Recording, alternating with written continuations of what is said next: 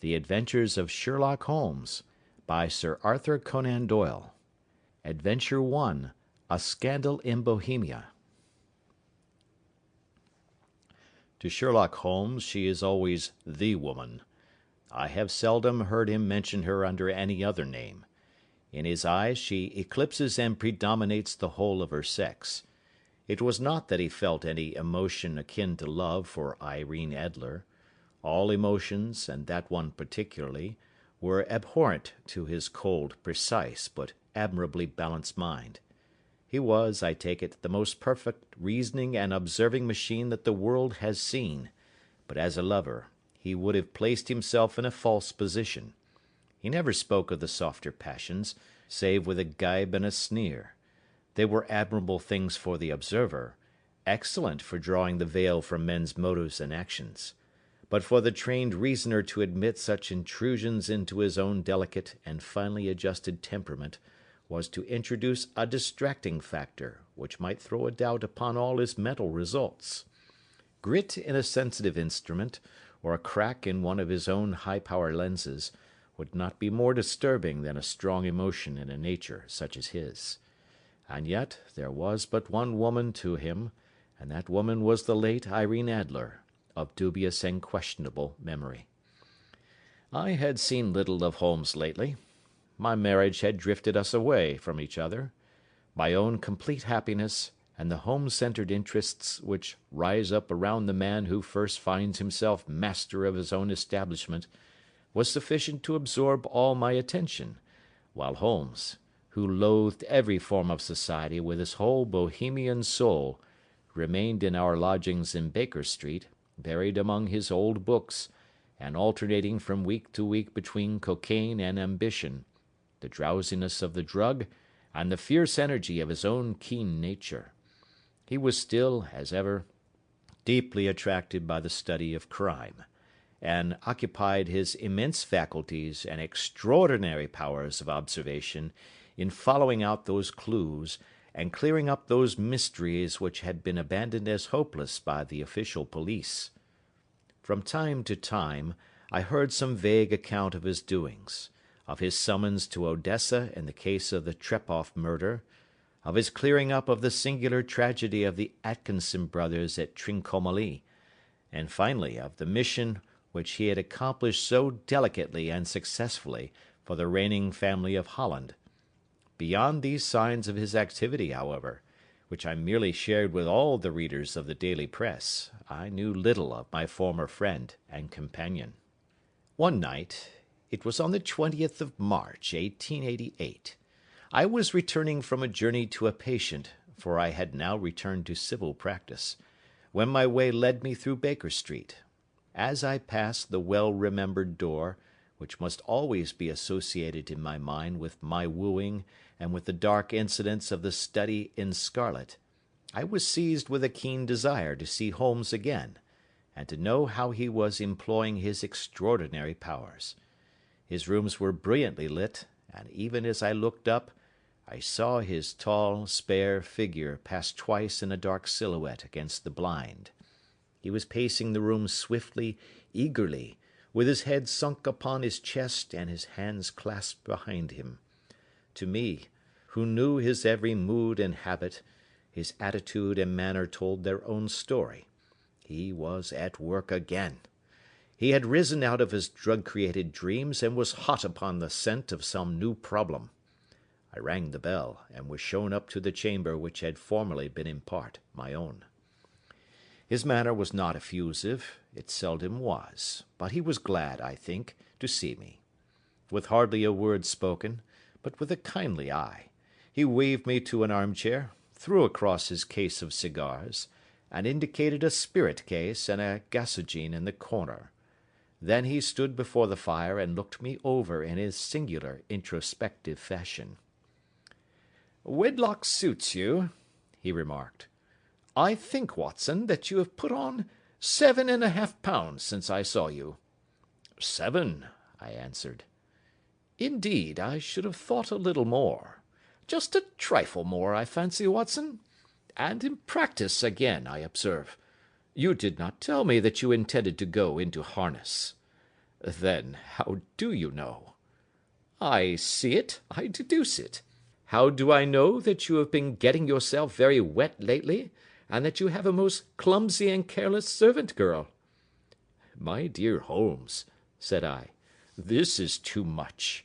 You would certainly have been burned had you lived a few centuries ago. It is true that I had a country walk on Thursday and came home in a dreadful mess, but as I have changed my clothes, I can't imagine how you deduce it. As to Mary Jane, she is incorrigible, and my wife has given her notice, but there again, I fail to see how you work it out. He chuckled to himself and rubbed his long, nervous hands together. It is simplicity itself, said he. My eyes tell me that on the inside of your left shoe, just where the firelight strikes it, the leather is scored by 6 almost parallel cuts. Obviously, they have been caused by someone who has very carelessly scraped round the edges of the sole in order to remove crusted mud from it. Hence, you see, my double deduction that you have been out in vile weather, and that you had a particularly malignant boot-slitting specimen of the London slavey. As to your practice, if a gentleman walks into my rooms smelling of iodoform, with a black mark of nitrate of silver upon his right forefinger, and a bulge on the right side of his top hat, to show where he has secreted his stethoscope, I must be dull indeed, if I do not pronounce him to be an active member of the medical profession. I could not help laughing at the ease with which he explained his process of deduction. When I hear you give your reasons, I remarked, the thing always appears to me to be so ridiculously simple that I could easily do it myself, though at each successive instance of your reasoning I am baffled until you explain your process. And yet I believe that my eyes are as good as yours. Quite so, he answered, lighting a cigarette, and throwing himself down into an armchair. You see, but you do not observe. The distinction is clear. For example, you have frequently seen the steps which lead up from the hall to this room. Frequently. How often? Well, some hundreds of times. Then how many are there? How many? I don't know. Quite so. You have not observed, and yet you have seen. That is just my point. Now, I know that there are 17 steps, because I have both seen and observed. By the way, since you are interested in these little problems, and since you are good enough to chronicle one or two of my trifling experiences, you may be interested in this. He threw over a sheet of thick, pink-tinted notepaper which had been lying open upon the table. It came by the last post, said he. Read it aloud. The note was undated, and without either signature or address. There will call upon you tonight at 7:45, it said, a gentleman who desires to consult you upon a matter of the very deepest moment. Your recent services to one of the royal houses of Europe have shown that you are one who may safely be trusted with matters which are of an importance which can hardly be exaggerated. This account of you we have from all quarters received. Be in your chamber then at that hour, and do not take it amiss if your visitor wear a mask. This is indeed a mystery, I remarked. What do you imagine that it means? I have no data yet. It is a capital mistake to theorize before one has data. Insensibly one begins to twist facts to suit theories, instead of theories to suit facts. But the note itself, what do you deduce from it? I carefully examined the writing, and the paper upon which it was written. The man who wrote it was presumably well-to-do, I remarked, endeavouring to imitate my companion's processes. Such paper could not be bought under 1/2 crown a packet. It is peculiarly strong and stiff. Peculiar, that is the very word, said Holmes. It is not an English paper at all.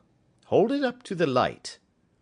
I did so, and saw a large E with a small g, a capital P, and a large capital G with a small t woven into the texture of the paper.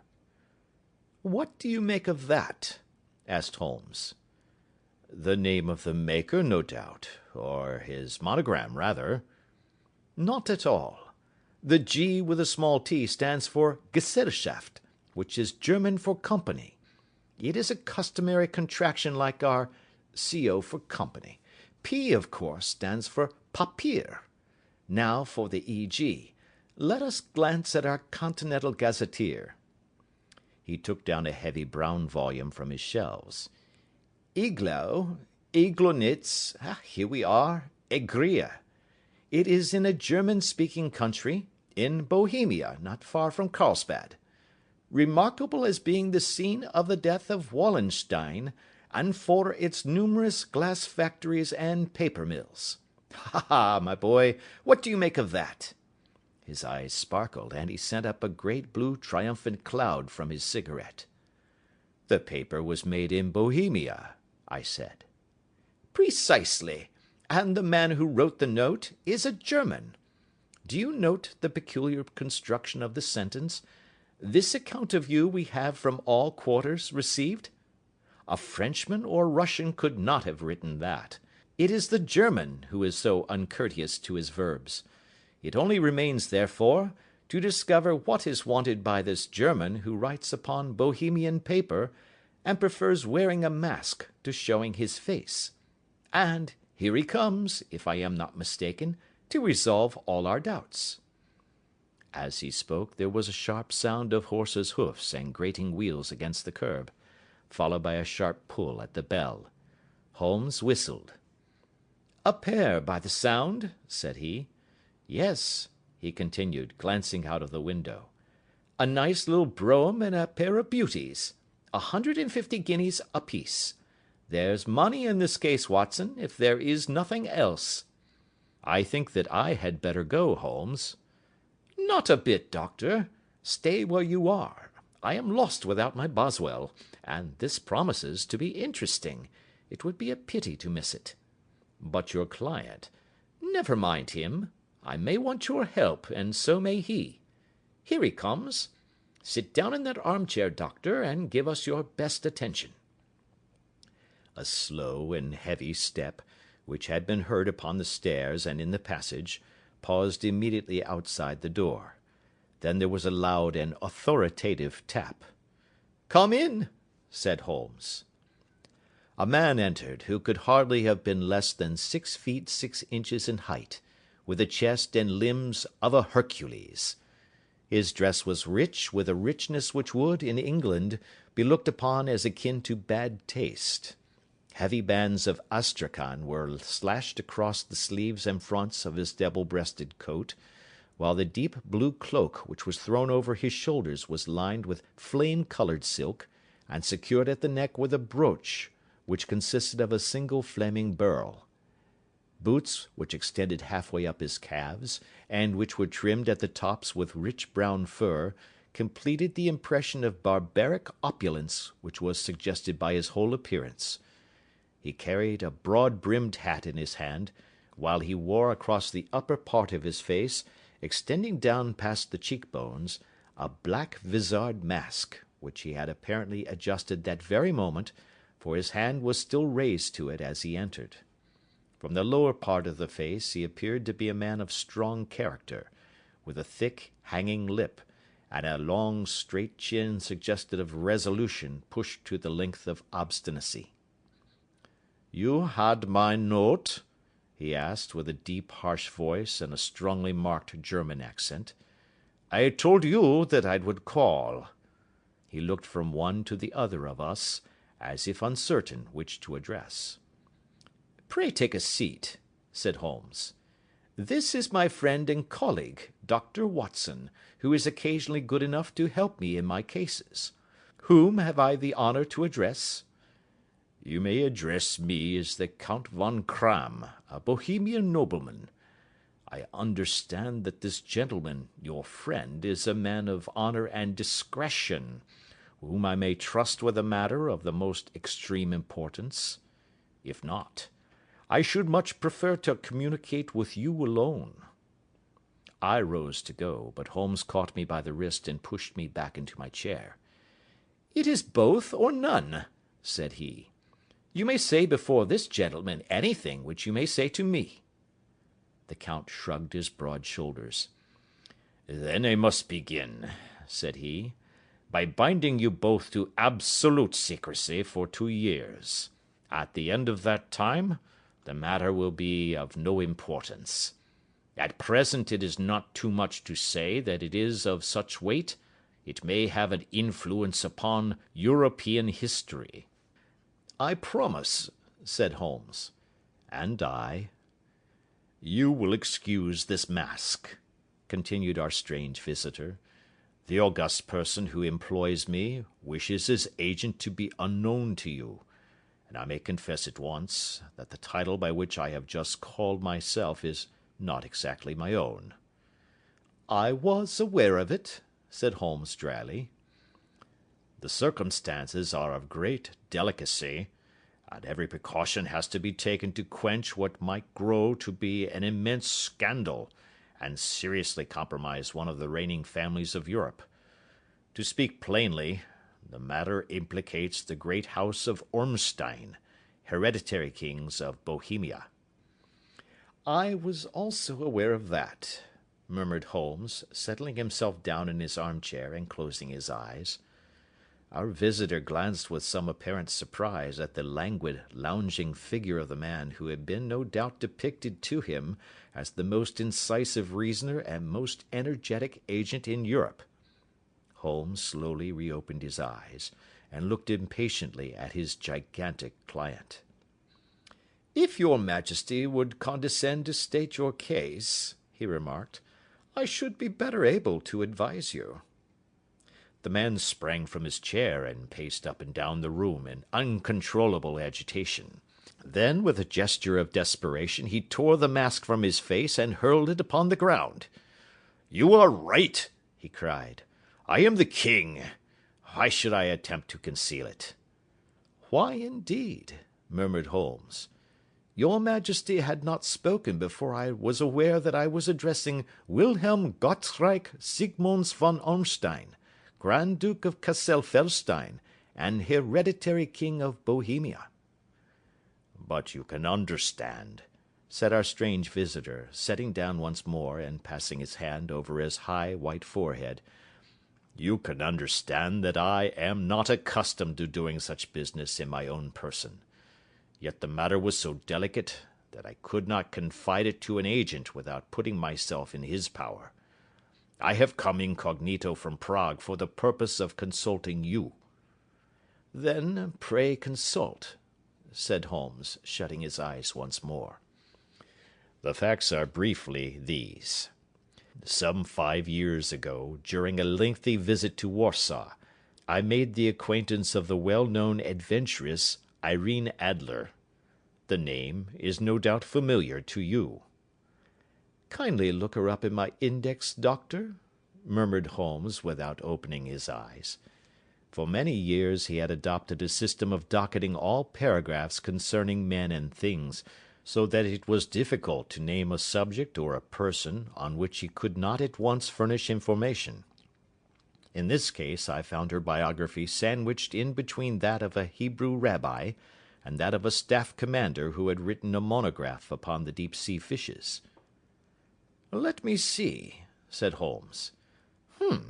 Born in New Jersey in the year 1858. Contralto.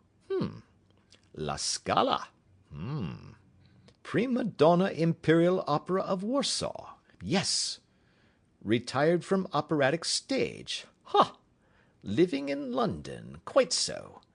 Your Majesty, as I understand, became entangled with this young person, wrote her some compromising letters, and is now desirous of getting those letters back." "Precisely so. But how? Was there a secret marriage?" "None." "No legal papers or certificates?" "None." "Then I failed to follow your Majesty. If this young person should produce her letters for blackmailing or other purposes, How is she to prove their authenticity? There is the writing. Pooh, pooh, forgery. My private notepaper. Stolen. My own seal. Imitated. My photograph. Bought. We were both in the photograph. Oh, dear, that is very bad. Your Majesty has indeed committed an indiscretion. I was mad, insane. You have compromised yourself seriously. I was only crown prince then. I was young. I am but 30 now.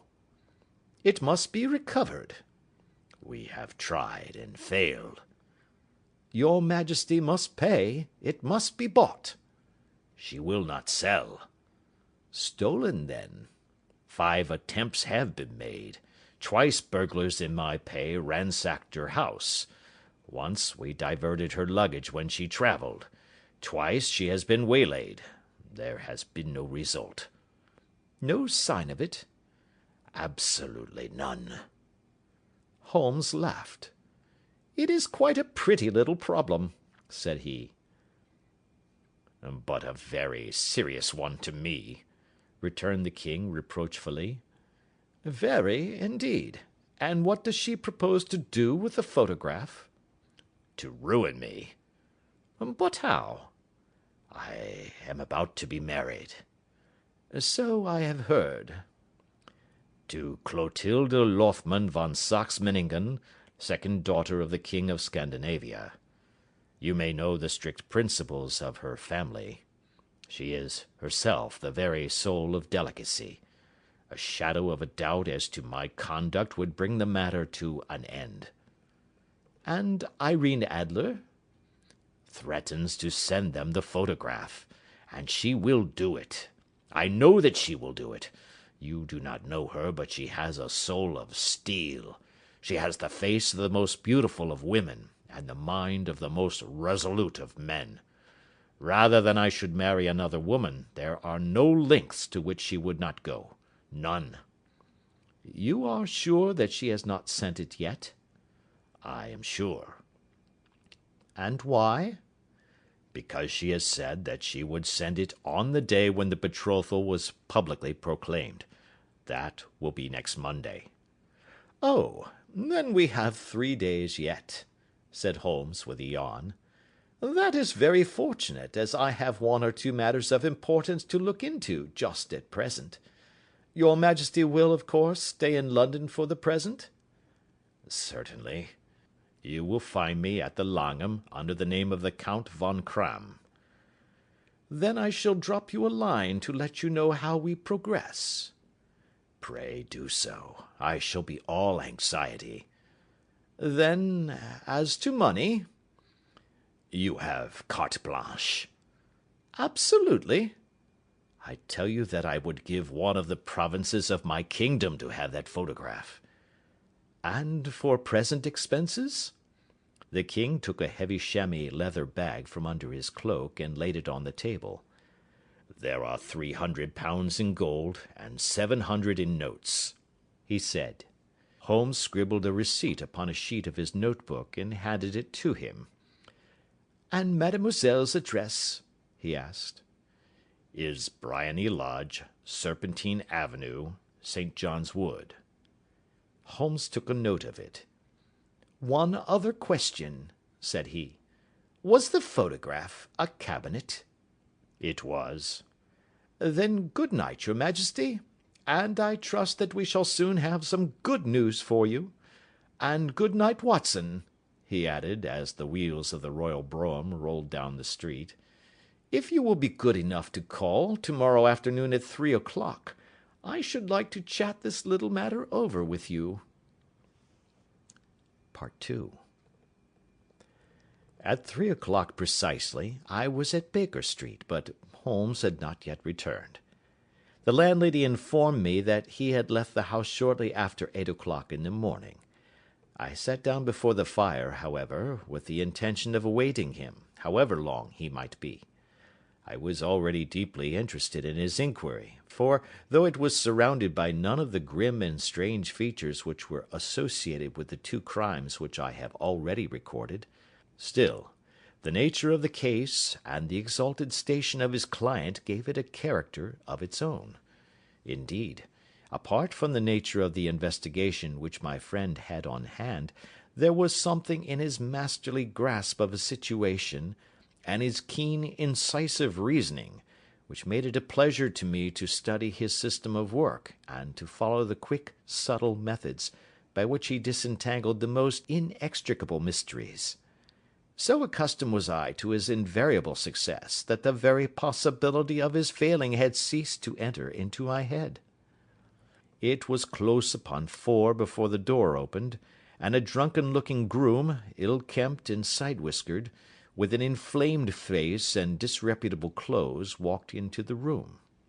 Accustomed as I was to my friend's amazing powers in the use of disguises, I had to look 3 times before I was certain that it was indeed he. With a nod he vanished into the bedroom, whence he emerged in 5 minutes, tweed-suited and respectable as of old. Putting his hands into his pockets, he stretched out his legs in front of the fire, and laughed heartily for some minutes. "Well, really!" he cried, and then he choked and laughed again until he was obliged to lie back, limp and helpless, in the chair. "What is it?" "It's quite too funny. I am sure you could never guess how I employed my morning, or what I ended by doing." "I can't imagine. I suppose that you must have been watching the habits, and perhaps the house, of Miss Irene Adler?" "Quite so, but the sequel was rather unusual. I will tell you, however. I left the house a little after 8 o'clock this morning in the character of a groom out of work. There is a wonderful sympathy and freemasonry among horsey men. Be one of them, and you will know all that there is to know. I soon found Briony Lodge. It is a bijou villa, with a garden at the back, but built out in front right up to the road, 2 stories. Chubb lock to the door.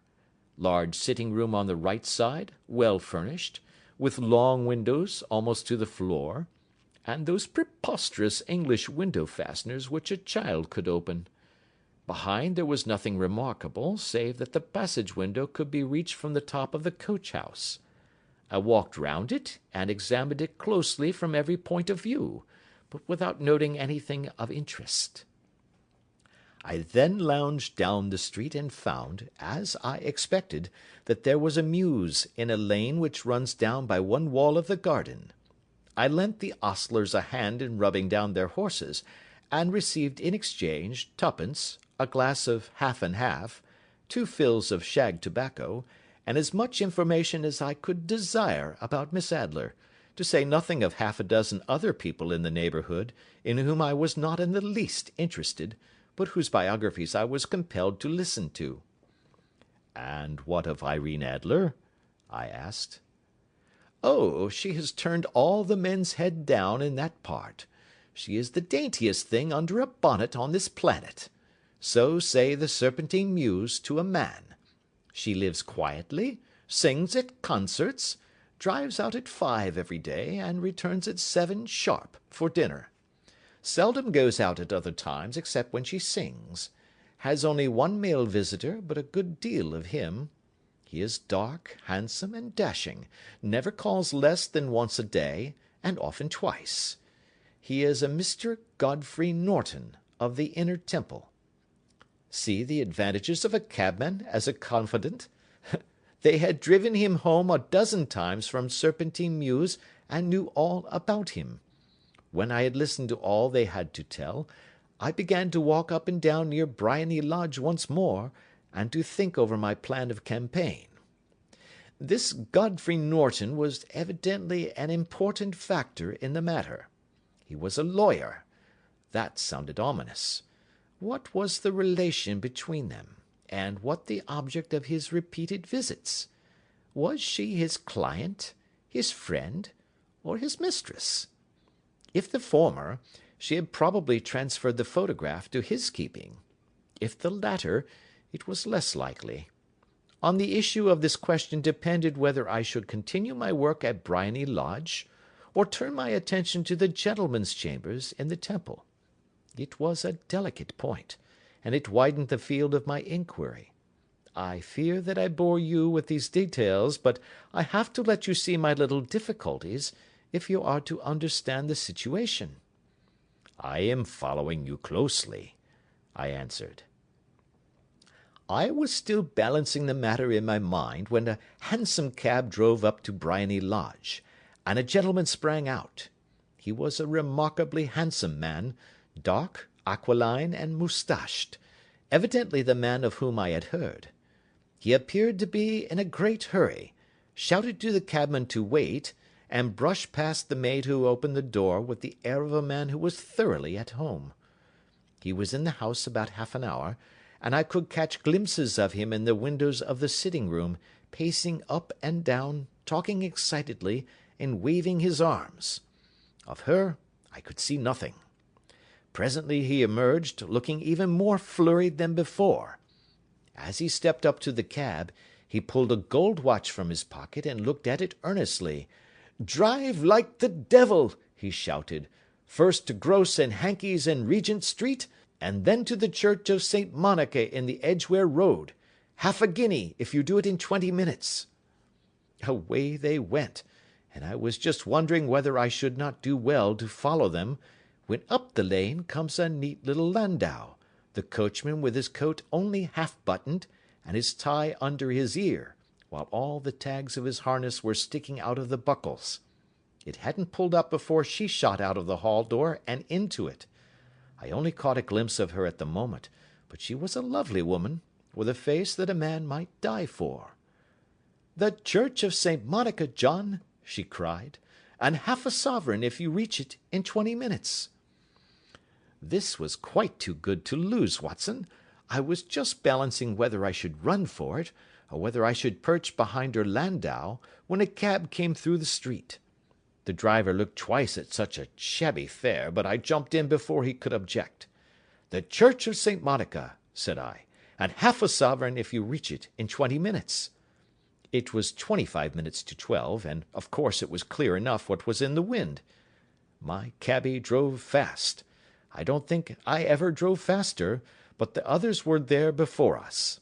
The cab and the landau with their steaming horses were in front of the door when I arrived. I paid the man and hurried into the church.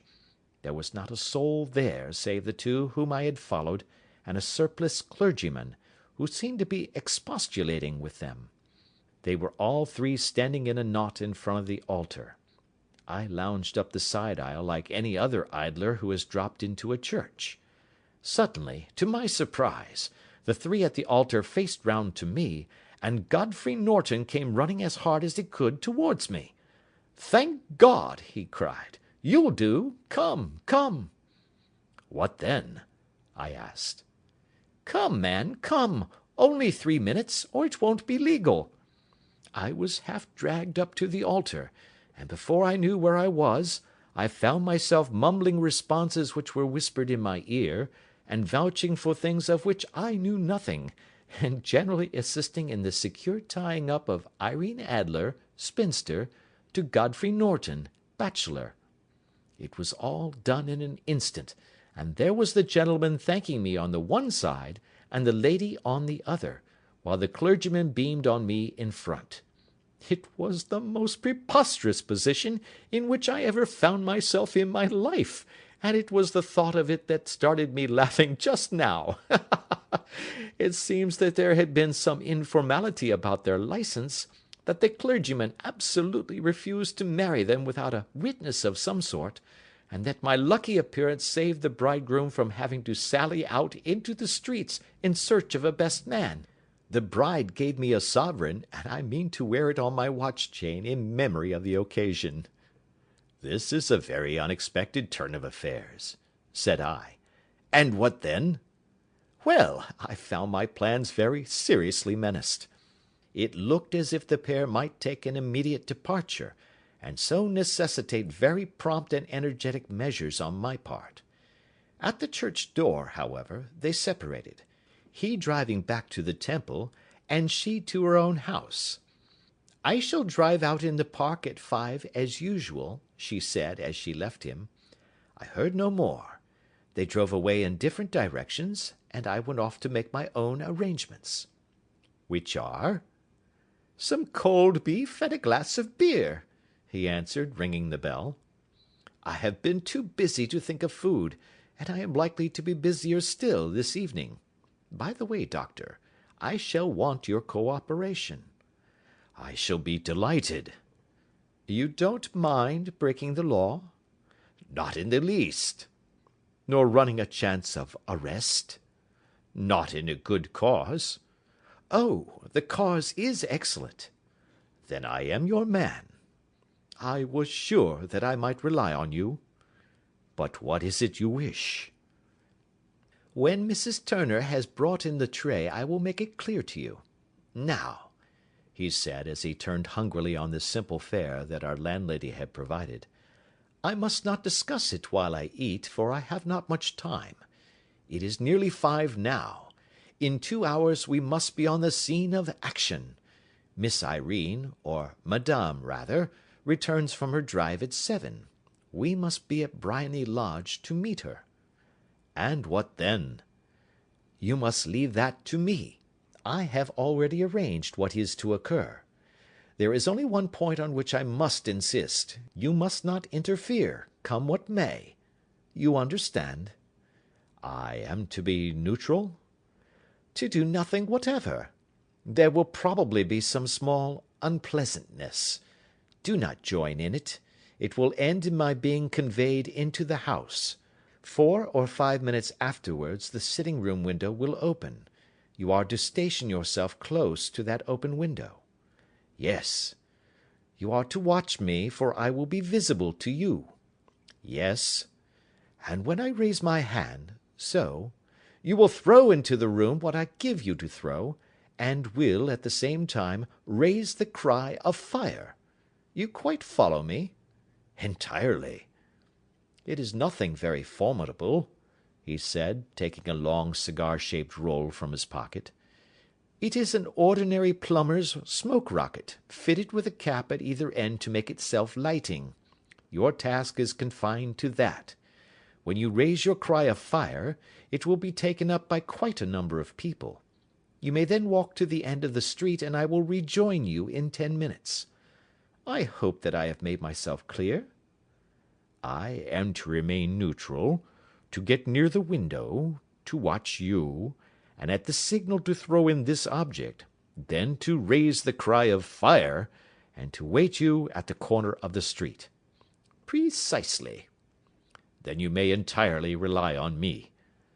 That is excellent. I think perhaps it is almost time that I prepare for the new role I have to play.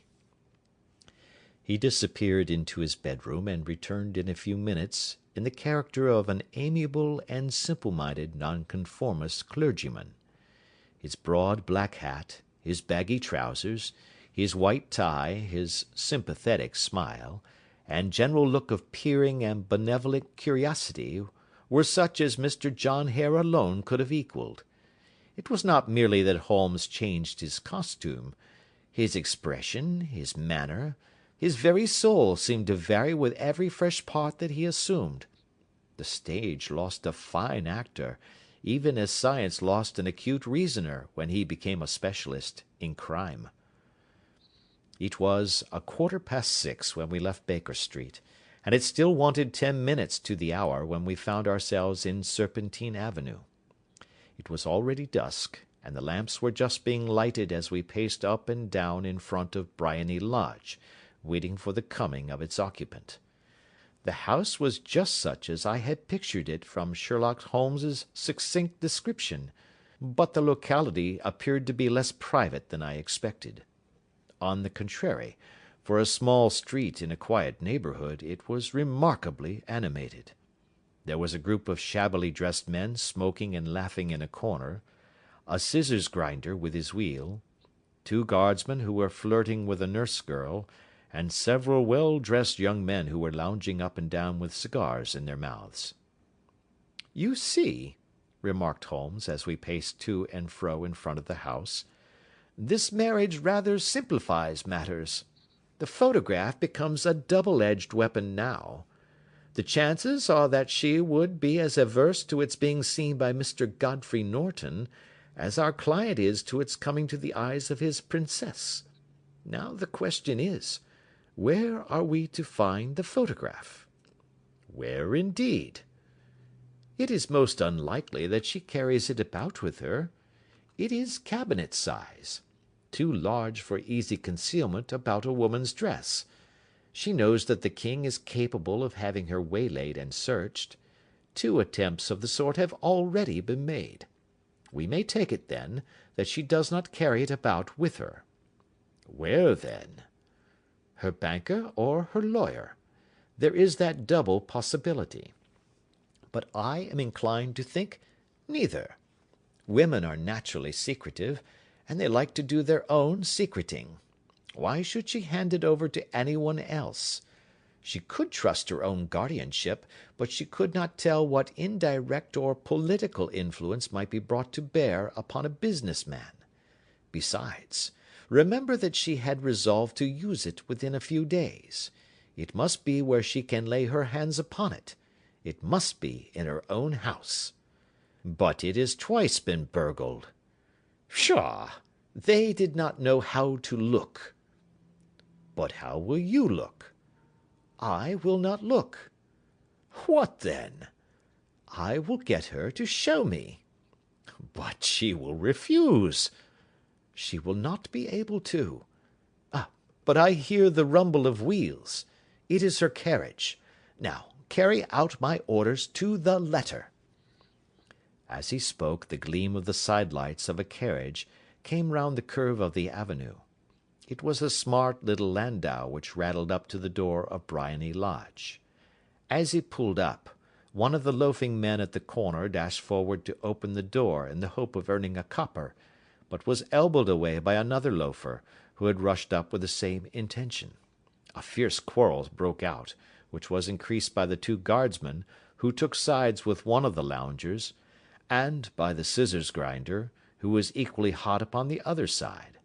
A blow was struck, and in an instant the lady, who had stepped from her carriage, was the centre of a little knot of flushed and struggling men, who struck savagely at each other with their fists and sticks. Holmes dashed into the crowd to protect the lady, but, just as he reached her, he gave a cry and dropped to the ground, with the blood running freely down his face. At his fall the guardsmen took to their heels in one direction, and the loungers in the other, while a number of better-dressed people, who had watched the scuffle without taking part in it, crowded in to help the lady and to attend to the injured man. Irene Adler, as I will still call her, had hurried up the steps, but she stood at the top with her superb figure outlined against the lights of the hall, looking back into the street. "Is the poor gentleman much hurt?" she asked. "He is dead," cried several voices. "No, no, there's life in him," shouted another, "but he'll be gone before you can get him to hospital." "He's a brave fellow," said a woman. "They would have had the lady's purse and watch if it hadn't been for him. They were a gang, and a rough one too. Ah, he's breathing now." "He can't lie in the street. May we bring him in, marm?" "Surely. Bring him into the sitting-room. There is a comfortable sofa. This way, please." Slowly and solemnly he was borne into Briony Lodge and laid out in the principal room, while I still observed the proceedings from my post by the window. The lamps had been lit, but the blinds had not been drawn, so that I could see Holmes as he lay upon the couch. I do not know whether he was seized with compunction at that moment for the part he was playing, but I know that I never felt more heartily ashamed of myself in my life than when I saw the beautiful creature against whom I was conspiring, or the grace and kindliness with which she waited upon the injured man. And yet it would be the blackest treachery to Holmes to draw back now from the part which he had entrusted to me. I hardened my heart, and took the smoke rocket from under my ulster. After all, I thought, we are not injuring her. we are but preventing her from injuring another." Holmes had sat up upon the couch, and I saw him motion like a man who is in need of air. A maid rushed across and threw open the window. At the same instant I saw him raise his hand, and at the signal I tossed my rocket into the room with a cry of "Fire!"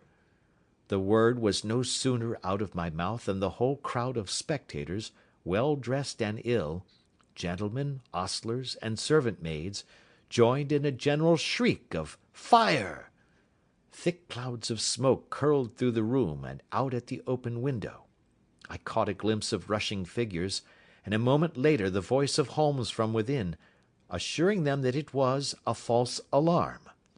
Slipping through the shouting crowd, I made my way to the corner of the street, and in 10 minutes was rejoiced to find my friend's arm in mine, and to get away from the scene of uproar.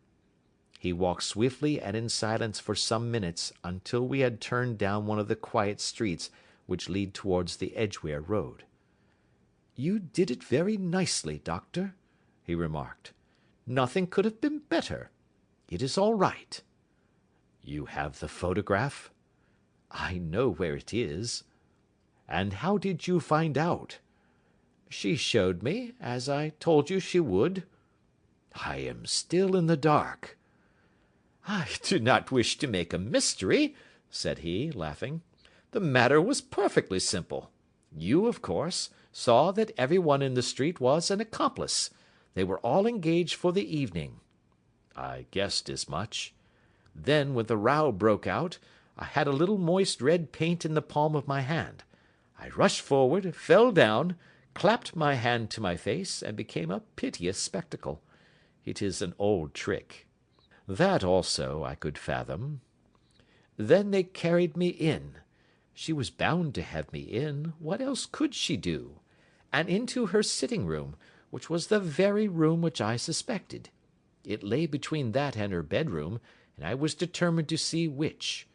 They laid me on a couch. I motioned for air. They were compelled to open the window, and you had your chance." "How did that help you?" "It was all important. When a woman thinks that her house is on fire, her instinct is at once to rush to the thing which she values most. It is a perfectly overpowering impulse, and I have more than once taken advantage of it. In the case of the Darlington substitution scandal it was of use to me, and also in the Arnsworth Castle business. A married woman grabs at her baby, an unmarried one reaches for her jewel box. Now it was clear to me that Our Lady of today had nothing in the house more precious to her than what we are in quest of. She would rush to secure it. The alarm of fire was admirably done. The smoke and shouting were enough to shake nerves of steel. She responded beautifully. The photograph is in a recess behind a sliding panel just above the right bell-pull. She was there in an instant, and I caught a glimpse of it as she half drew it out. When I cried out that it was a false alarm, she replaced it, glanced at the rocket, rushed from the room, and I have not seen her since. I rose, and making my excuses, escaped from the house. I hesitated whether to attempt to secure the photograph at once, but the coachman had come in, and as he was watching me narrowly, it seemed safer to wait. A little over-precipitance may ruin all. "And now?" I asked. "Our quest is practically finished. I shall call with the king to-morrow, and with you, if you care to come with us. We will be shown into the sitting-room to wait for the lady, but it is probable that when she comes she may find neither of us nor the photograph. It might be a satisfaction to his Majesty to regain it with his own hands." "And when will you call?" "At 8 in the morning. She will not be up, so that we shall have a clear field. Besides, we must be prompt, for this marriage may mean a complete change in her life and habits.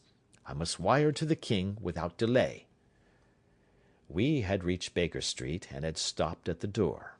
He was searching his pockets for the key when someone passing said, "Good night, Mr. Sherlock Holmes."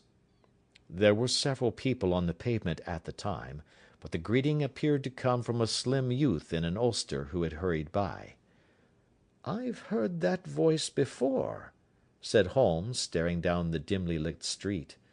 "Now, I wonder who the deuce that could have been." Part 3.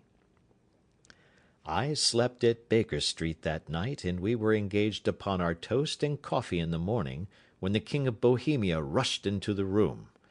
"You have really got it?"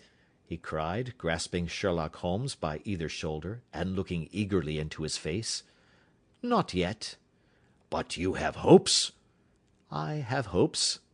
"Then come, I am all impatience to be gone." "We must have a cab." "No, my brougham is waiting." "Then that will simplify matters." We descended, and started off once more for Briony Lodge. "Irene Adler is married," remarked Holmes. "Married? When?" "Yesterday." "But to whom?" "To an English lawyer named Norton." "But she could not love him." "I am in hopes that she does." "And why in hopes?" "Because it would spare your majesty all fear of future annoyance. If the lady loves her husband, she does not love your majesty. If she does not love your majesty, there is no reason why she should interfere with your majesty's plan." "It is true, and yet, well, I wish she had been of my own station. What a queen she would have made!" He relapsed into a moody silence, which was not broken until we drew up in Serpentine Avenue. The door of Briony Lodge was open, and an elderly woman stood upon the steps. She watched us with a sardonic eye as we stepped from the brougham. "Mr. Sherlock Holmes, I believe?" said she. "I am Mr. Holmes," answered my companion, looking at her with a questioning and rather startled gaze. "Indeed! My mistress told me that you were likely to call. She left this morning with her husband by the 5:15 train from Charing Cross for the Continent." "What!" Sherlock Holmes staggered back, white with chagrin and surprise. "Do you mean that she has left England?" "Never to return." "And the papers?" asked the king hoarsely. "All is lost." "We shall see."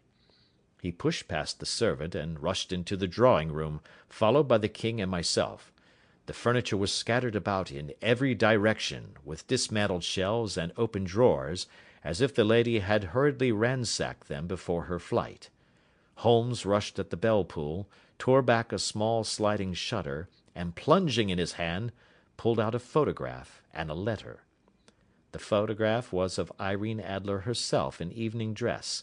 The letter was superscribed to Sherlock Holmes, Esquire, to be left till called for. My friend tore it open, and we all three read it together. It was dated at midnight of the preceding night, and ran in this way: "My dear Mr. Sherlock Holmes, you really did it very well. You took me in completely. Until after the alarm of fire I had not a suspicion. But then, when I found how I had betrayed myself, I began to think. I had been warned against you months ago. I had been told that, if the king employed an agent, it would certainly be you. And your address had been given me. Yet, with all this, you made me reveal what you wanted to know. Even after I became suspicious, I found it hard to think evil of such a dear, kind old clergyman. But, you know, I have been trained as an actress myself. Male costume is nothing new to me. I often take advantage of the freedom which it gives. I sent John, the coachman, to watch you, ran upstairs, got into my walking clothes, as I call them, and came down just as you departed. Well, I followed you to your door, and so made sure that I was really an object of interest to the celebrated Mr. Sherlock Holmes. Then I, rather imprudently, wished you good night, and started for the Temple to see my husband. We both thought the best resource was flight, when pursued by so formidable an antagonist. So you will find the nest empty when you call to-morrow. As to the photograph, your client may rest in peace. I love and am loved by a better man than he. The king may do what he will without hindrance from one whom he has cruelly wronged. I keep it only to safeguard myself, and to preserve a weapon which will always secure me from any steps which he might take in the future. I leave a photograph which he might care to possess, and I remain, dear Mr. Sherlock Holmes, very truly yours, Irene Norton, née Adler. What a woman! Oh, what a woman! cried the King of Bohemia, when we had all three read this epistle. Did I not tell you how quick and resolute she was? Would she not have made an admirable queen? Is it not a pity that she was not on my level? From what I have seen of the lady, she seems indeed to be on a very different level to your Majesty, said Holmes coldly. I am sorry that I have not been able to bring your Majesty's business to a more successful conclusion. On the contrary, my dear sir, cried the king, nothing could be more successful. I know that her word is inviolate. The photograph is now as safe as if it were in the fire. I am glad to hear your Majesty say so. I am immensely indebted to you. Pray tell me in what way I can reward you. This ring—" He slipped an emerald snake ring from his finger, and held it out upon the palm of his hand. "Your Majesty has something which I should value even more highly," said Holmes. "You have but to name it." "This photograph." The king stared in amazement. "Irene's photograph!" he cried. "Certainly, if you wish it." "I thank your Majesty. Then there is no more to be done in the matter. I have the honour to wish you a very good morning." He bowed, and turning away without observing the hand which the king had stretched out to him, he set off in my company for his chambers. And that was how a great scandal threatened to affect the kingdom of Bohemia, and how the best plans of Mr. Sherlock Holmes were beaten by a woman's wit. He used to make merry over the cleverness of woman, but I have not heard him do it of late, and when he speaks of Irene Adler, or when he refers to her photograph, it is always under the honourable title of the woman. End of chapter 1.